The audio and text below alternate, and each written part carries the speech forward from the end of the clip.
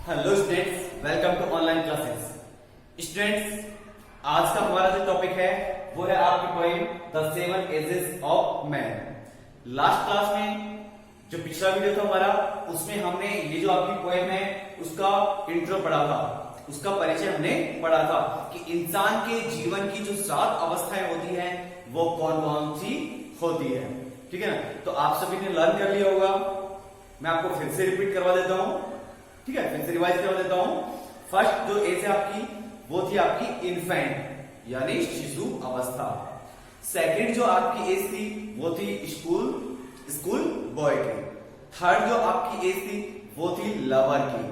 Fourth जो आपकी as थी वो थी सोल्जर की। फिफ्थ जो आपकी एज थी वो थी जस्टिस की। सिक्स्थ जो आपकी एज थी वो थी पेंटालोन। सेवंथ और जो लास्ट एज थी वो थी ओल्ड एज। हमने इतना जान लिया, ठीक है। अब हम आज पॉइंट को शुरू करते हैं, ठीक है ना। तो देखते हैं इसमें जो पॉइंट है आपकी, उसमें जो आपकी पहली लाइन है इसमें लिखा है कि all the world is a stage. All the world is a stage, कि सारा का सारा जो संसार है वो क्या है, एक स्टेज है, यानी एक मंच के समान है, एक रंगमंच के समान है। जिस प्रकार से थिएटर होता है, थिएटर में एक मंच होता है, ठीक है, और उसी तरह से ये जो पूरा संसार है वो भी क्या है, एक मंच है, एक स्टेज है, जहां पर लोग क्या करते हैं, उस मंच में क्या होता है, उस स्टेज में क्या होता है, जो थिएटर में होता है कि एक गेट होता है, उससे जो आर्टिस्ट है वो एंटर करता है, अपना जो रोल है उसको प्ले करता है और एग्जिस्ट वाले गेट से निकल जाता है। सेम तरीके से ये जो आपका वर्ल्ड है वो भी क्या, एक स्टेज की तरह है, एक मंच की तरह है, जहां पर इंसान क्या करता है, जन्म लेता है, ठीक है, और अपनी अपनी अलग अलग जो रोल निभाता है। सबसे पहले बच्चे का रोल निभाता है, उसके बाद में विद्यार्थी का रोल निभाता है, फिर एक लवर की भूमिका निभाता है, फिर उसके बाद सोल्जर की भूमिका निभाता है। इस प्रकार से कई सारी भूमिकाएं निभाता है और फिर लास्ट में क्या करता है, वो एग्जिस्ट गेट वाले गेट से निकल जाता है, अर्थात वो उसकी जब डेथ हो जाती है तो वो इस स्टेज को छोड़ करके चला जाता है, ठीक है ना। तो ये कह रहा है, पोएट कह रहा है कि all the world is a stage, सारा का सारा जो ये संसार है वो क्या है, एक मंच है, एक स्टेज है। And all the man and women, and all the men and women merely players कि, और जो इंसान है, जो लोग हैं, मतलब जो पुरुष है और जो महिलाएं हैं वो मेयरली का मतलब होता है केवल, मेयरली का मतलब क्या होता है, केवल, वो क्या है, प्लेयर्स है, यानी भूमिका निभाने वाले हैं, खिलाड़ी है। All the world is a stage and all the men and women merely players, ठीक है। They have their exist, they have their exist, ठीक है ना। They have their exist and there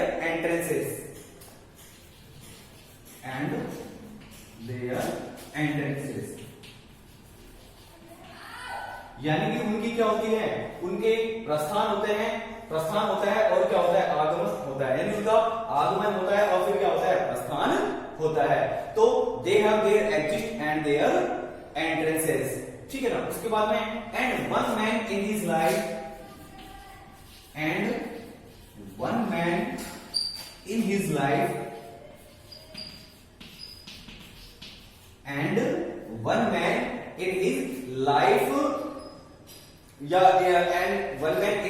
time plays many parts. Life या फिर इसको यहां भी लिख सकते हैं टाइम, ठीक है, लाइफ कह दो या फिर टाइम कह दो। And one man in his time, और एक जो व्यक्ति होता है उसके समय में क्या करता है, प्लेज मैनी पार्ट्स,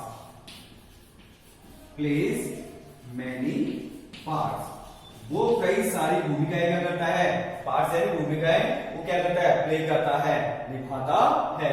तो and one man in each time, और एक व्यक्ति जो होता है उसके समय में, यानी जितना उसकी लाइफ में, ठीक है ना, वो निभाता है, कई सारी भूमिकाएं निभाता है, ठीक है ना।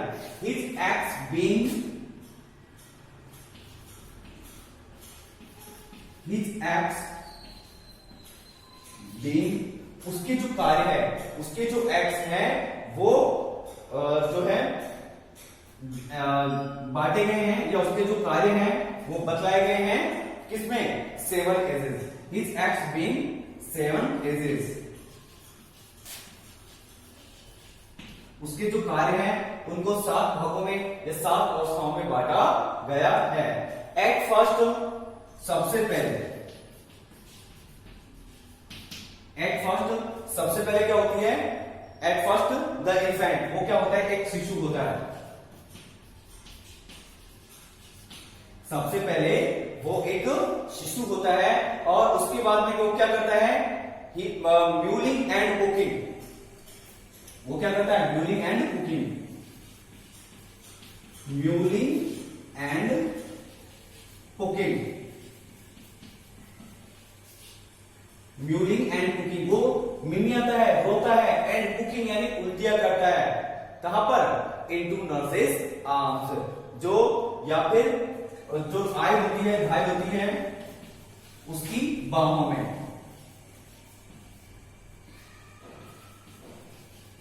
ठीक है।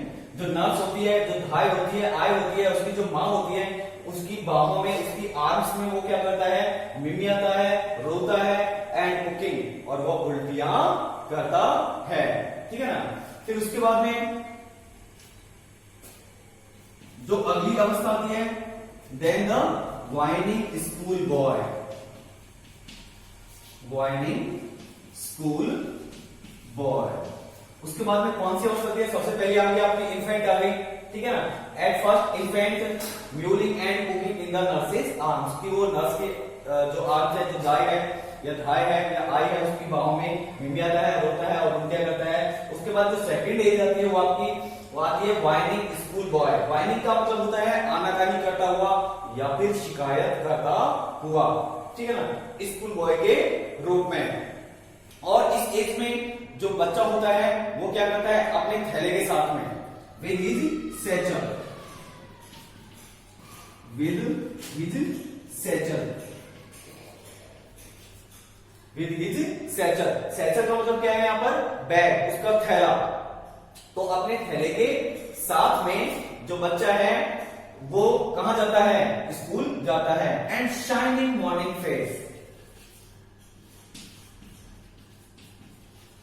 शाइनिंग मॉर्निंग फेस, और उसका जो चेहरा होता है वो कैसा होता है, शाइनिंग यानी चमकता हुआ रहता है। एक बच्चा होता है, उसका चेहरा बहुत ही प्यारा और बहुत ही ताजगी भरा हुआ दिखाई देता है, और जब वो रात को सो के उठता है तो उसके चेहरे पे एक अलग सी चमक होती है, ठीक है। तो वो क्या करता है, जो उसका चेहरा होता है वो चमकता रहता है सुबह के समय, ठीक है। क्रीपिंग,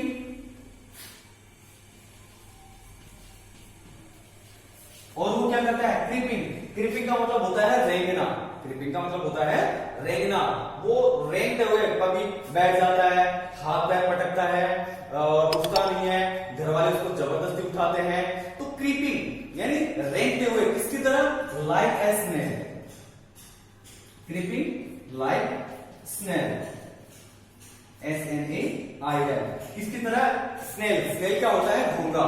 घोंगा क्या होता है, एक छोटा सा कीड़ा होता है जो क्या करता है, रेंग रेंग के चलता है, जो समुद्र के किनारे या फिर पानी में ज्यादा पाया जाता है, ठीक है ना। और जिसका जो शहर होता है, कवच होता है, वो एक तरह से लास्ट में जाके क्या बनता है, शंख बनता है। तो वो जो कीड़ा होता है वो उसकी तरह, घोंगे की तरह वो क्या करता है, रेंगते हुए चलता है, ठीक है ना। Unwillingly to school, unwillingly to school, ठीक है। अनविलिंगली मीन्स अनिच्छा से, बिना इच्छा के वो क्या करता है, स्कूल जाता है, ठीक है ना। तो इस प्रकार से जो आपकी सेकंड एज है वो कौन सी आती है, आपकी स्कूल बॉय की एज आती है। ठीक है, और उसके बाद में कौन सी एज आती है नंबर थर्ड पे, पहली इन्फेंट वाली, दूसरी स्कूल बॉय वाली, और थर्ड जो एज मैंने आपको बताया थी कौन सी, लवर वाली एज। ठीक है ना, तो इतना आपने समझ लिया होगा। ठीक है, नेक्स्ट लाइन देखते हैं।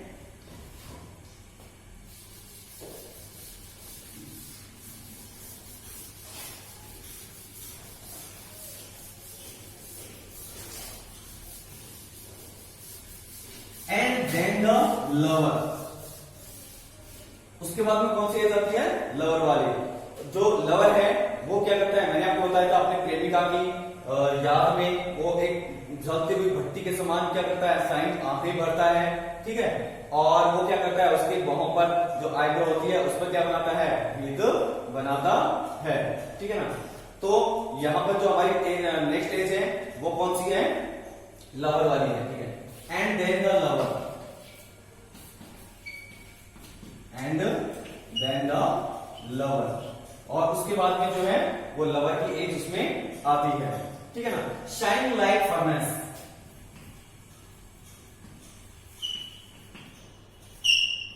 शाइन लाइक फर्नेस, फर्नेस यानी भट्टी, जलती हुई भट्टी, और वो एक जलती हुई भट्टी के समान क्या करता है, आहें भरता है।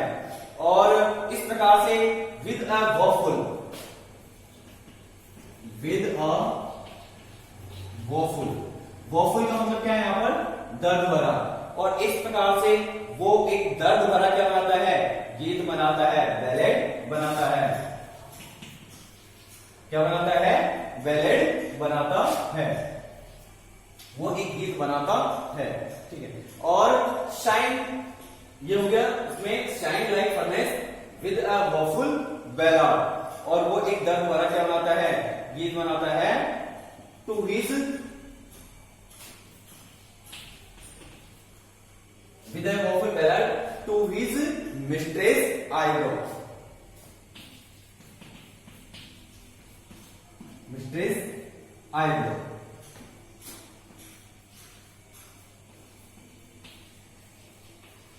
वो उसकी जो मिस्ट्रेस है यानी जो प्रेमिका है उसकी आईब्रो के ऊपर क्या बनाता है, एक दर्द भरा गीत बनाता है।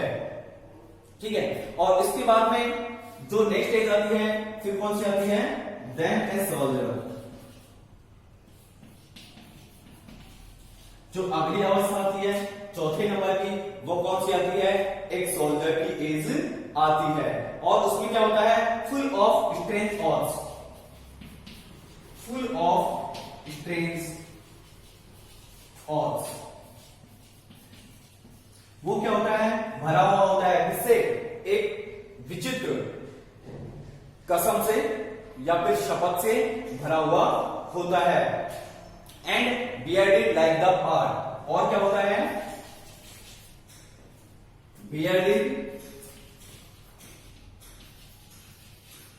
लाइक पार्ट, वो एक तेंदुए के समान, पाड़ का मतलब होता है तेंदुआ। ठीक है, और वो एक तेंदुए के समान क्या करता है, उसकी दाढ़ी बड़ी हुई होती है। ठीक है, और उसके बाद में jealous in honour, jealous in honour, honour का मतलब सम्मान, और जीलस का मतलब क्या होता है, ईर्ष्यालु, और सम्मान के लिए वो कैसा होता है, ईर्ष्यालु होता है, जीलस होता है। Sudden and quick in quarrel, sudden and quick, sudden and quick in quarrel. ठीक है, सडन, और वो क्या रहता है, सडन एंड क्विक, यानी वो हमेशा तैयार रहता है, किसके लिए, लड़ाई के लिए, क्वेरल के लिए। वो नहीं डरता कि क्या हो जाएगा, इसका रिजल्ट क्या होगा, उस चीज की बिल्कुल परवाह नहीं करता, और वो हमेशा के लिए हमेशा क्या रहता है, इस एज में वो लड़ने के लिए तैयार रहता है। ठीक है, सीकिंग द बबल रेपुटेशन, और क्या करता है वो, सीकिंग, सीकिंग यानी वो तलाश करता है, किसकी, बबल रेपुटेशन।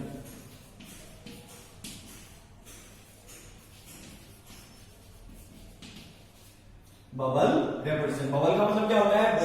बुलबुले के समान। रेपुटेशन मीन्स प्रतिष्ठा। जो बुलबुले के समान जो प्रतिष्ठा होती है उसको क्या करता है? वो तलाश करता है। और even in the cannon's mouth, even in the cannon's mouth, ठीक है। कैनॉन का मतलब क्या होता है? तोप। और क्या होता है? तोप। तोप जो होती है, ठीक है। और यहां तक कि वो जो है तोप के मुंह में जाने से भी क्या होता है? डरता नहीं है, ठीक है। तो ये हमारी कौन सी एज होगी? चौथी एज होगी, ठीक है ना। फर्स्ट हमने इन्फेंट वाली पढ़ी। इन्फेंट एज में क्या होता है? म्यूलिंग एट फर्स्ट, जो एज आपकी इन्फेंट, उसमें mewling and cooking into nurses arms, कि जो बच्चा होता है वो मिमियाता है, रोता है और आहें मिमियाता है और उल्टियां करता है किसकी? नर्सेस की आर्म्स में। जो आई है, जो धाई है, उसकी बाहों में। सेकंड जो आपकी थी वो थी वाइनिंग स्कूल बॉय की, यानी आनाकानी करता हुआ या शिकायत करते हुए एक स्कूल के लड़के की, ठीक है ना, स्कूल बॉय के इसकी। उसमें क्या करता है वो? उसमें वो विद हिज सैचल, उसके थैले के साथ में, अनविलिंगली गोज टू स्कूल, वो कहां जाता है? विद्यालय जाता है, ठीक है। और नेक्स्ट जो आपकी एज आती है वो कौन सी है? और क्या करता है वो? क्रीपिंग लाइक अ स्नेल, वो रेंगता है किसकी तरह? एक भूखे के समान। कौन? School boy. थर्ड जो आपकी एज थी वो थी लवर एज थी। और इसमें क्या करता है वो वोफुल बेलर्ड बनाता है। एक तो लाइक अ फर्नेस, वो एक जलती हुई भट्टी के समान क्या करता है? शाइन, आगे बढ़ता है। और दूसरा क्या करता है? वॉफुल बेलेट बनाता है। किसके लिए? उसकी जो मिस्ट्रेस है, उसकी जो प्रेमिका है, उसकी आईब्रो पर, ठीक है। नेक्स्ट जो आपकी एज थी वो है आपकी सोल्जर एज है। सोल्जर एज में कैसे रहता है वो हमेशा लड़ाई के लिए तैयार रहता है और पहाड़ के समान उसकी बियर्ड होती है, दाढ़ी होती है। और यहां तक कि वो जो है अपने सम्मान के लिए, ऑनर के लिए या फिर बबल रेपुटेशन के लिए वो क्या है? कैनॉन के मुंह में या तोप के मुंह में जाने से भी नहीं डरता है, ठीक है ना। तो आज की क्लास में हम सिर्फ इतना ही करेंगे। इसके बाद की जो लाइन्स है आपकी, उनका एक्सप्लेनेशन हम नेक्स्ट वीडियो में, नेक्स्ट क्लास में करेंगे, ठीक है। तो जितना आपको बताया है उसको बार बार वीडियो को देखिए, आप उसको समझिए और इसी में से, इनमें से आपके क्वेश्चन पुट अप होते हैं, ठीक है ना। इससे बाहर कहीं नहीं जाएगा। यदि आपको पॉइंट अच्छे से आपको समझ में आ जाती है, ठीक है, फिर उसमें से आपका कोई सा भी क्वेश्चन पुट अप हो जाए, आप उसको इजिली कर सकते हैं, ठीक है। तो मिलते हैं नेक्स्ट क्लास में, तब तक के लिए थैंक यू वेरी मच।